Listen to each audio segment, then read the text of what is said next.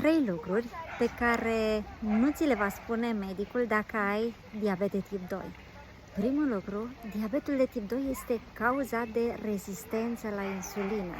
Pancreasul tău este sănătos, secretă insulină, însă celulele devin insensibile la acțiunea insulinei, ca și cum o gumă a fost introdusă în gaura cheii și cheița, care este insulina, nu mai funcționează. De aceea glucoza rămâne ridicată în sânge în loc să fie consumată la nivel celular. Al doilea lucru, diabetul de tip 2 poate intra în remisie prin scădere semnificativă în greutate și o alimentație scăzută cu conținut scăzut de grăsimi saturate. Și al treilea lucru, nu trebuie să iei medicamente pentru tot restul vieții tale. Datorită acestei schimbări și cu ajutorul schimbării în stilul de viață, poți ajunge să nu mai fie nevoie să iei antidiabetice sau să iei insulina.